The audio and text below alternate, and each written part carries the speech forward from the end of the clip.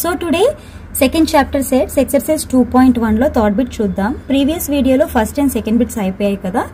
So here before we are going to start, okay, ఈ third bit start చేయడానికంటే ముందు నేను 2 సింబల్స్ చూపిస్తాను. Belongs to, does not belongs to. Belongs to అంటే ఒక ఎలిమెంట్ ఆ సెట్ లో ఉంది అని అర్థం. డస్ నాట్ బిలాంగ్స్ టు అంటే ఆ ఎలిమెంట్ అనేది ఆ సెట్ లో లేదు అని అర్థం. ఓకేనా? సో ఇక్కడ చూడండి, అంటే మనం ప్రాబ్లమ్స్ కి సొల్యూషన్స్ చేస్తూ ఉంటే మీకు ఇంకొంచెం ఈజీగా అర్థం అవుతుంది. The element X does not belong to A అంటే ఇక్కడ ఏ అనేది సెట్ మనకి. ఓకే, ఈ సెట్ లో ఎక్స్ అనేది డస్ నాట్ బిలాంగ్ టు అంటే ఏలో ఎక్స్ అనేది ఎలిమెంట్ కాదు అని చెప్తున్నాడు. అంటే ఎలా రాస్తాం? ఈ ఎక్స్ డస్ నాట్ బిలాంగ్ అంటే does not belongs to set A. ఇలా రాసేయచ్చు సింపుల్ గా. అంటే సెట్ ఏలో ఎక్స్ లేదు, it's does not belongs to A. Okay, so in the same manner, okay, second one, D is an element of the set B. So ఇక్కడ set B లో D element అంట. అలాంటప్పుడు ఇలా రాయాలి. So D is belongs to capital B. D అనేది B set లో ఒక element. Okay, so third one,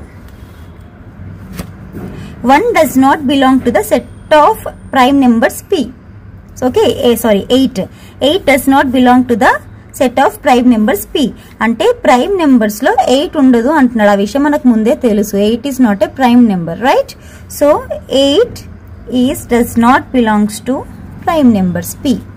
okay, ఇదన్నమా థర్డ్ బిట్ మొత్తం ఇలా ఉంటుంది. ఓకే, సో ఫోర్త్ బిట్ చూసుకుంటే మనం ట్రూ ఆర్ ఫాల్స్ అనేది చెప్పాలి. Okay, so state whether the following statements are true or false, justify your answer.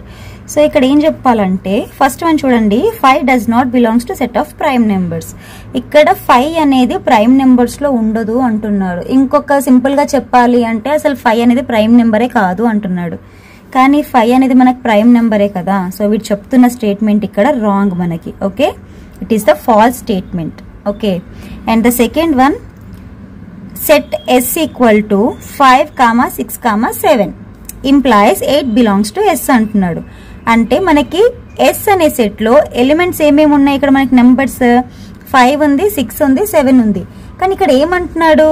8 అనే నెంబర్ కూడా s లో ఉంది అంటున్నాడు, సెట్ s లో. కానీ ఇక్కడ మనకు ఉందా 8?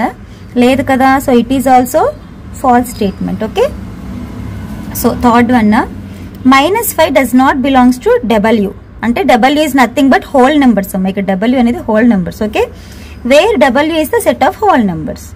సో -5 అనేది హోల్ నెంబర్స్ లో ఉండదు అంటున్నాడు. మరి నిజమే కదా, హోల్ నెంబర్స్ లో ఉండేవేంటి? 0 to infinite ఉంటాయి మనకి, అంతేగాని ఇందులో నెగిటివ్ నెంబర్స్ ఉండవుగా. కాబట్టి ఇది true statement. Okay, true.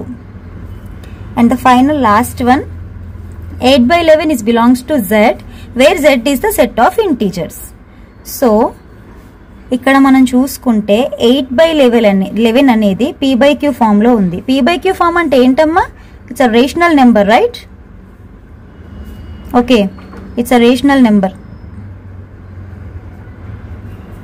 So integers లో మనకు రేషనల్ నెంబర్స్ ఎందుకు ఉంటాయి? ఉండవు కదా. So it is the false statement. It's belongs to integers అంటున్నాడు, బిలాంగ్స్ టు, కాబట్టి ఇది కూడా ఫాల్స్ స్టేట్మెంట్. ఓకే, సో మనము తర్వాత వీడియోలో మనకి ఫర్దర్గా ఉండే ప్రాబ్లమ్స్ అని డిస్కస్ చేసుకుందాం. ఓకేనా? సో ఈ వీడియో కనుక మీకు నచ్చినట్లయితే లైక్ చేయండి, షేర్ చేయండి, అండ్ నా ఛానల్ని సబ్స్క్రైబ్ చేసుకోండి. Thank you.